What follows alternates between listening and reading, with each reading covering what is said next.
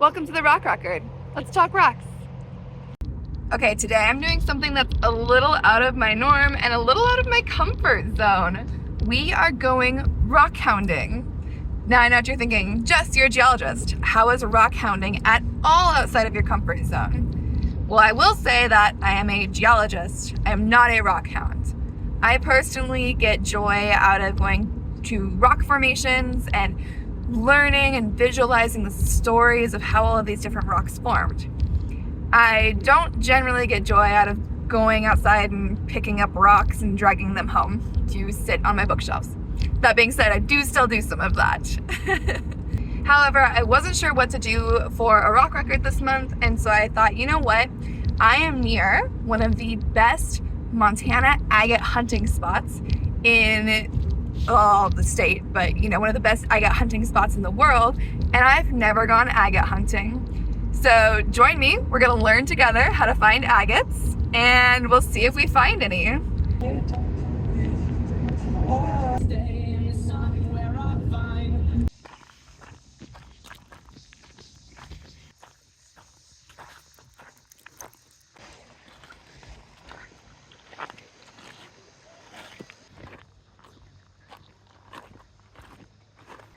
I want to get across from this gravel bar across the river, but I'm not sure how deep this channel is here. I have a feeling we're gonna get wet. All right, so there's a lot of reasons that I wanted to make this video. The first is based on the sapphire video. This is something you all are interested in, so happy to show you all around this beautiful state's geology. The second reason is that agate hunting is supposedly pretty accessible for all levels and all ages. You can generally find them anywhere along the Yellowstone River channel. Accessing the river is very easy. You can go to any public access site, like a fishing site, and then you're allowed anywhere from the channel up to the high water line. And that's all public access, so you can float or walk anywhere within that range. 3, it's cheap to do. You don't have to pay any fees except for a Montana conservation license. That is $8 for residents and $10 for non-residents. But you really don't need any special tools or anything. You just need your eyes and a general knowledge of what to look for, which is hopefully what we're gonna do today.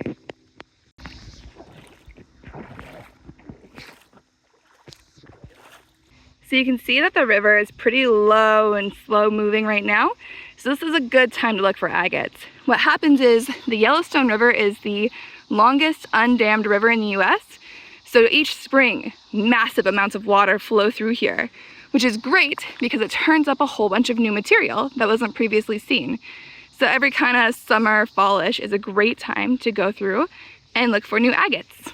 Even though the river is a bit lower right now, you definitely still want to practice water safety. There are still slippery rocks and fast moving spots, so you definitely still want to be careful around the water. There's actually a lot of people here today, so it's gonna be really embarrassing if I fall. I made it across.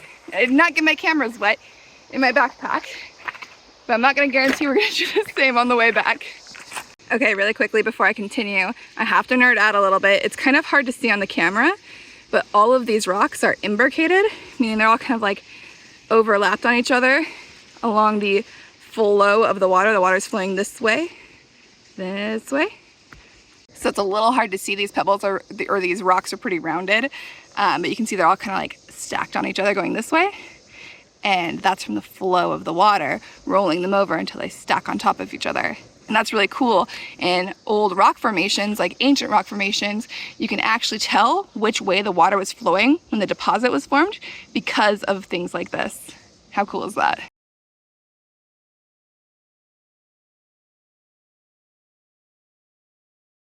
So agate is actually a form of chalcedony, which is a silicate mineral. They have these distinct banding patterns. So quartz is a super common mineral. So there's a lot of different forms. So of course we have quartz crystals, regular chalcedony, agates, jasper, flint, etc. Agates can come in a lot of different colors, from kind of clearish to brownish to darker colors. Really depends on what's all included with them.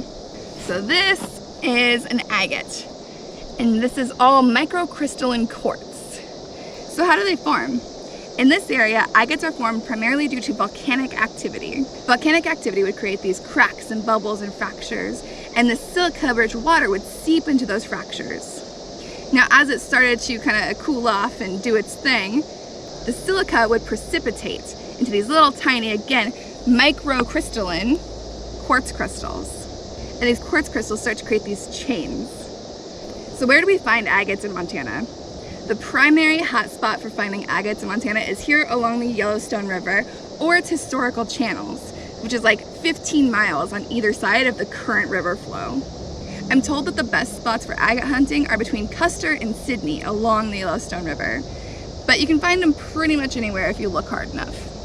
You want to look in these gravel bars like we see here. So what makes Montana agates unique? So here in Montana we do get regular agates, but we also get what are called Montana moss agates. So the moss agates have these unique dendrites here that form within the agates. And these are manganese or silica oxide minerals that are formed within the chalcedony structure. They make these beautiful kind of tree-like structures throughout the agates, or moss. Occasionally, you'll actually get the quartz in the agate, again, microcrystalline, stacked up with other minerals that refract light differently, and this causes an almost rainbowy effect. And these are called iris agates because they kind of show off these rainbows. As we talked about in the sapphire video, Montana is well known for its famous Yogo sapphire, but we're also pretty famous for our agates. Sapphires and agates have been Montana's state gemstones since 1969.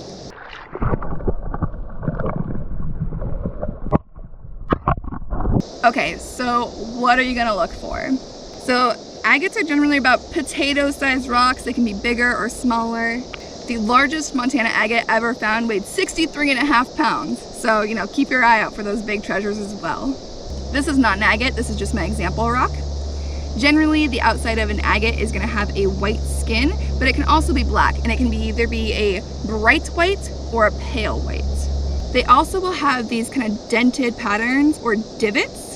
They might kind of have these bulbs that are what we call botryoidal in nature, so they're kind of like bubbles. Like I said, the outside of the agate is gonna look like somebody took their fingernail and smushed in there a lot of times, and that's due to conchoidal fracturing, which is how chalcedony and quartz fractures. It's kind of a rounded fracture. It almost looks like a seashell.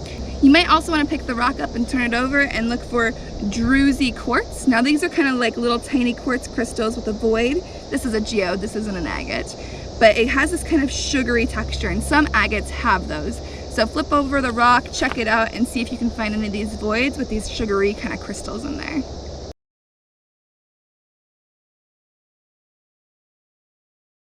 So since this is my first time agate hunting, I did a lot of research on tips for you so you don't have to.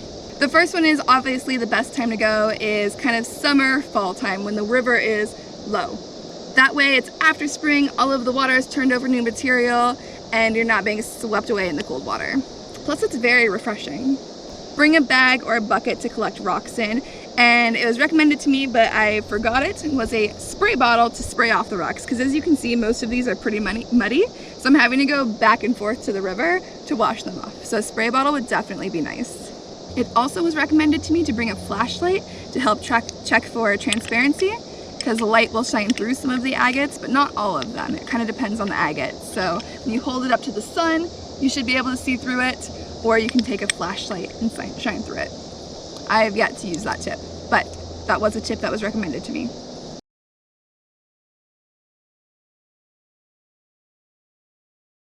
I definitely would recommend not wearing flip-flops. I would probably bring some Keens or some nice chacos to wear when you're walking through the water, because you definitely want to cross back and forth at the lower parts to be able to check the different gravel bars. All right, now that I've had a break, let's go keep looking for some agates.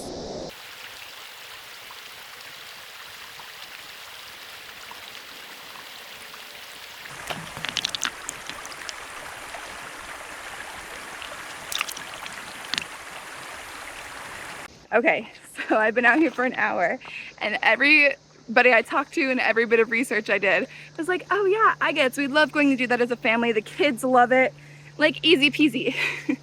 I will tell you that that has not been my experience as of yet. So we will keep looking, but all of my cameras are dead and my phone is very hot. So wish me luck.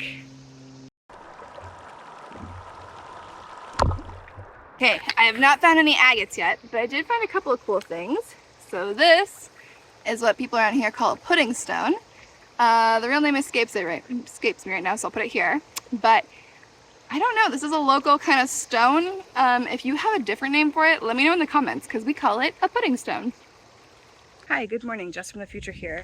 So I got online last night to Google what these actually were, because I couldn't remember what they were like actually called, what formed them. And people get up in arms when you call them pudding stones. Turns out they're supposed to be leopard stones, which I've also heard of. Everybody says that pudding stones are sedimentary in origin, which is like a sedimentary conglomerate, and these leopard stones are a volcanic porphyry. I was always taught that these are pudding stones. That's what I've always called them. But let me know what you call them in the comments, because I'm very curious. And then this, no part of me thinks that this is an agate. Look how cool and white it is. And like perfect. So I kind of want to try and break it open and see. I mean, I don't think it's an agate, but I just want to see what's inside of it. Might be hiding something cool.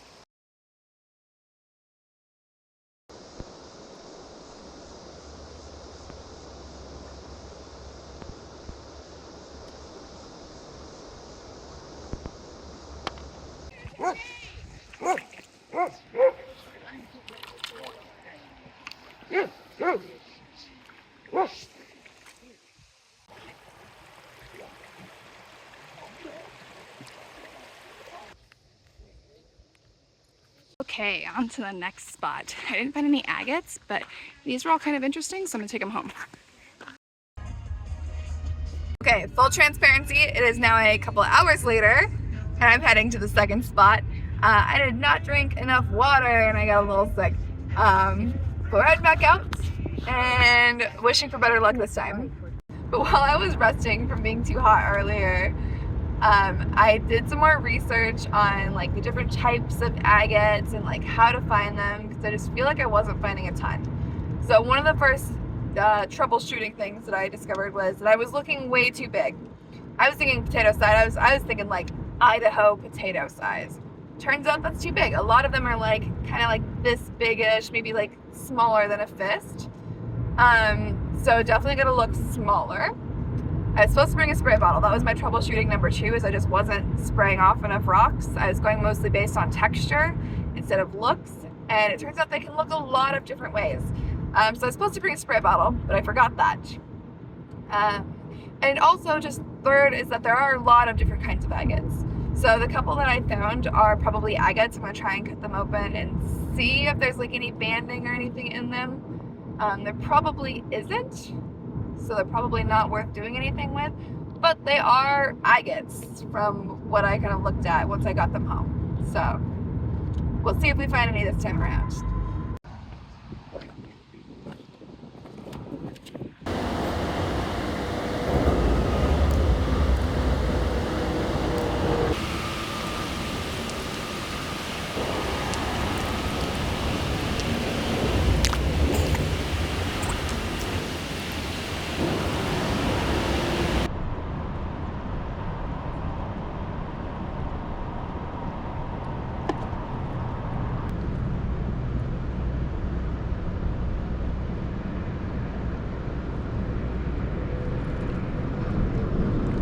All right, I'm not convinced that any of these that I found are actually agates.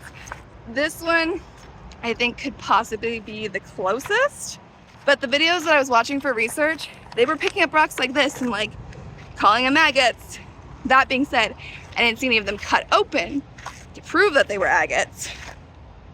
So I picked them up just in case.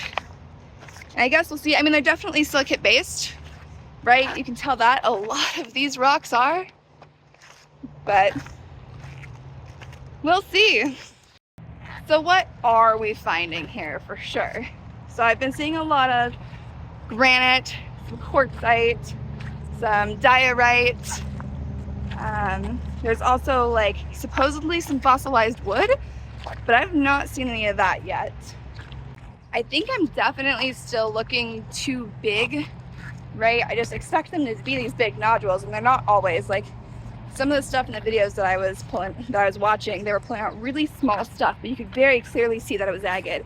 You could see that botryoidal nature, those kind of like rounded things. You can see the conchoidal fractures from where it broke. I'm just not seeing any of that. I also am looking in super popular spots. Like all of these are super easy access. So they might have already been pretty well picked over for the season. All right, good morning. It is the next day. I just woke up, but I'm gonna try and cut some of these before it gets too hot to see if they're actually agates. I just wanna say, do not try this at home. The equipment that I use is not proper equipment by any means, and it's not exactly safe, so please don't try this at home. But this is how I cut rocks, and I do not recommend it by any way, shape, or form.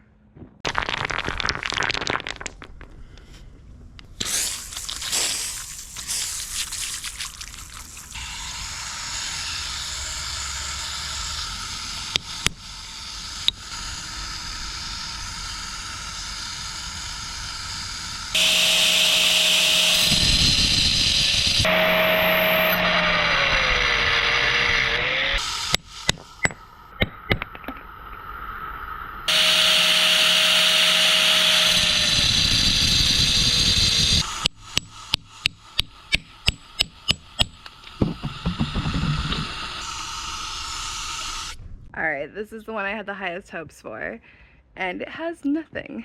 So I don't even think I'm going to cut the rest of them. I did not find anything. So if you have any tips on agate hunting, I would love to hear them, because even as a geologist, I just for some reason can't find them. I don't know if it's a patience issue, or if I'm following all the wrong tips. Let me know in the comments, because I definitely would love to find an agate. I mean, they are beautiful. You saw my jewelry yesterday. So, I'd love to find something, but for now, I have some really nice decorative stones.